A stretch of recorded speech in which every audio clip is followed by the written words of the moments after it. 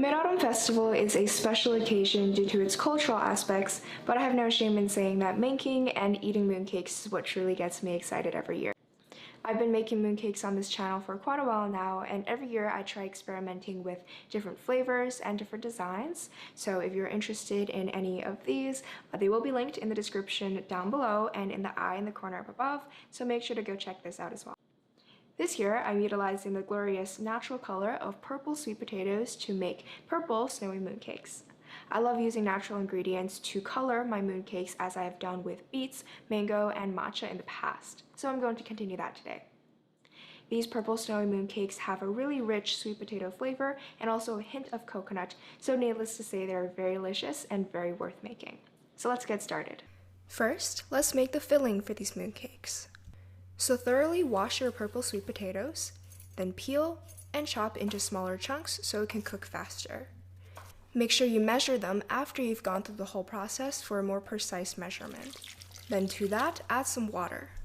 The purple sweet potatoes are going to infuse its color into this water as it's cooking, so later on, after it's done, we can take this water and use it as a natural food coloring inside of the snow skin. As an optional step, I'm also adding a little bit of beet into this mixture to add a tint of red. If you skip the step, the final snow skin can look a little bit grayish without the red coloring.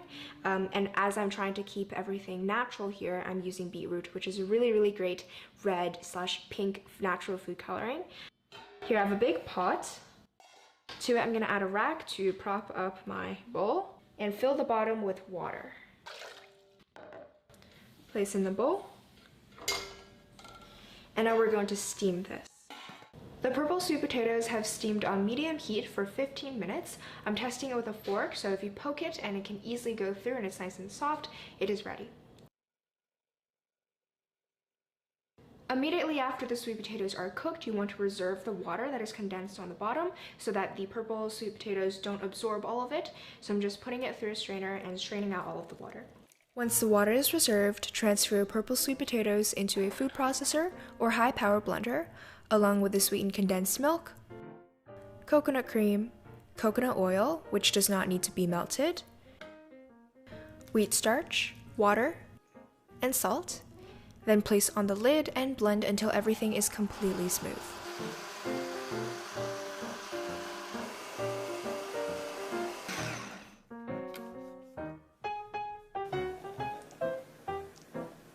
Back on the stove, I have a non-stick pan. I'm gonna pour in my blended purple mixture, look how pretty the color is, and turn the heat onto medium-high. Using a heat-proof spatula, stir this mixture the entire time so that it can cook evenly, which means that your final result is going to be a really smooth mixture and have no clumps in it. Soon enough, the mixture will begin pulling away from the sides of the pan and your spatula and slowly form into a dough. Once the filling is able to hold its own shape and it doesn't stick to your spatula no matter how you stir it, you're ready to take it off the heat. I like to stir this around for just a little bit longer to help it cool down a little bit, then transfer into a clean bowl, cover with plastic wrap, and place into the fridge for it to chill. Moving on, we're going to work on the snow skin part of these mooncakes. In a bowl, combine your dry ingredients. That includes the glutinous rice flour, which adds a stickiness and stretchiness to the skin, rice flour, which adds softness and smoothness, wheat starch, which makes the skin a little bit more translucent, as well as icing sugar, which just simply adds sweetness. For the wet ingredients, measure out how much purple liquid you have reserved from earlier, and then add enough milk until it weighs 280 grams total. We're doing this because the amount of purple liquid may vary depending on, for example, how long it was steamed for or how much was absorbed, but we want to maintain the same amount of liquid in the entire recipe to ensure the same consistency every time. Now just add the liquid into our dry ingredients and mix until smooth.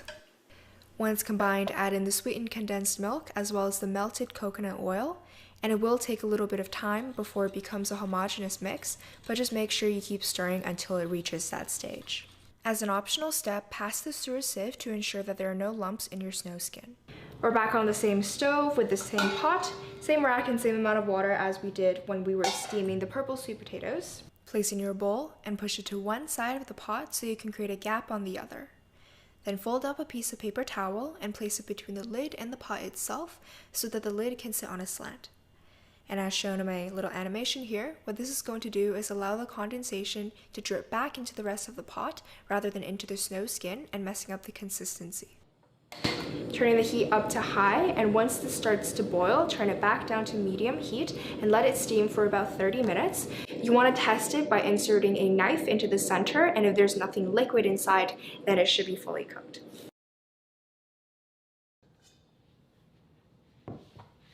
The snow skin is now completely cooked, so we can move on to the kneading process.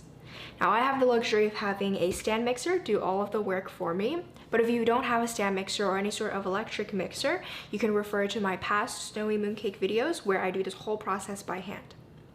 So since I'm not actually going to be touching this with my hands, I don't need to wait for it to cool down, but if you want to leave until this is pretty much at least lukewarm to the point where you won't burn yourself if you touch it with your hands. I have a hook attachment here. This is going to help me knead the dough. And I'm just going to transfer my snow skin into my stand mixer bowl.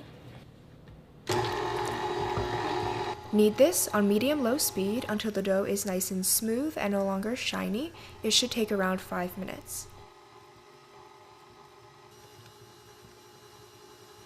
Once this becomes smooth, transfer it onto a piece of plastic wrap. Then tightly seal and place into the fridge to chill. Now we're going to cook some glutinous rice flour to use as an edible dusting powder for later when we're assembling the mooncakes. So on the stove, I have a pan. I'm gonna turn the heat to medium-high, add the glutinous rice flour, and just keep stirring this around until it becomes slightly yellow in color.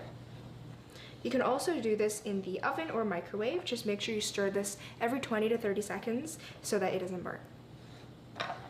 I set aside the glutinous rice flour so it can cool down, and now we can begin to portion out the filling and the skin to prepare for assembly.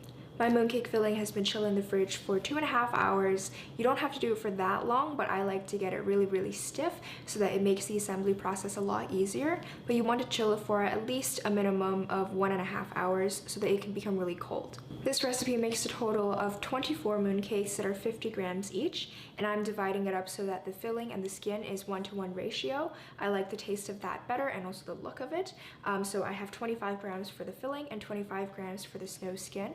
But of course, you can adjust the ratio depending on the size of your mooncake molds and also your preference. So in terms of equipment, I have my electric scale to measure out the filling and the skin so that we can get a really precise measurement and a really uniformed outcome. And you also want to prepare a couple of plates lined with plastic wrap so it doesn't stick. To portion, scoop out your filling, which should be nice and stiff but still workable, and weigh it out. Then roll between your hands until it forms a ball. Place it on your plate, and once you've done so to all of your filling, cover it with plastic wrap, then place it back into the fridge. Moving on to measuring out the snow skin, this has also been chilling in the fridge for about 2 hours. You want to give it lots of time so that it doesn't stick to your hands as much. In terms of equipment, I have a bench scraper. I'm going to use this to cut the dough.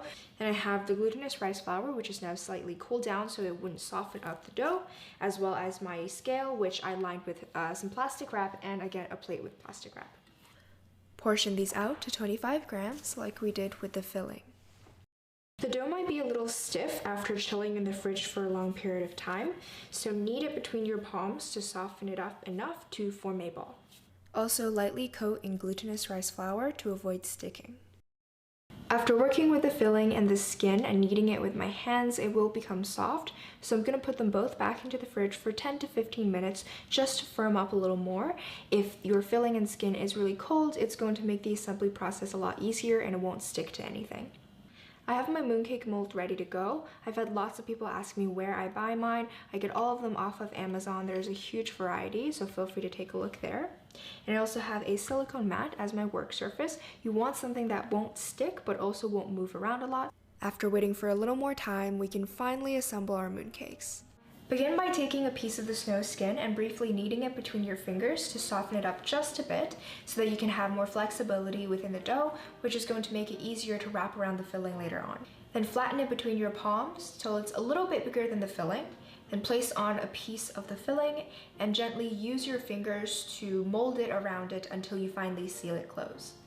You want to use the crevice between your thumb and your index finger to form a C and just really gently form it like that.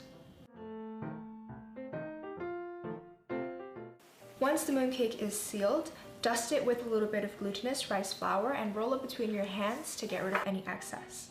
This is going to prevent it from sticking to the mold later on. Then depending on the shape of your mooncake mold, this step might be a little different for you, but since I'm making squared mooncakes, I'm pressing the mooncake in between my hands to form a bit of a square. Then using the mooncake mold, place it over the mooncake and firmly press down until the design is nicely indented into the mooncake and release. I don't like to dust my mooncake mold because I find that it blurs up the design a little bit and makes it look really ashy at the end. So just make sure you dust the mooncake itself well enough and it shouldn't be sticking at all. Repeat that process 24 times and soon enough you'll have yourself a beautiful batch of homemade snowy mooncakes. I think this is such a unique flavor combination and it's something that you won't be able to commonly find in stores, which just makes it extra special.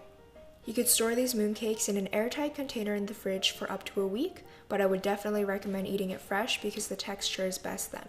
If you like this video, please give it a thumbs up because the YouTube algorithm is not easy on us small YouTubers.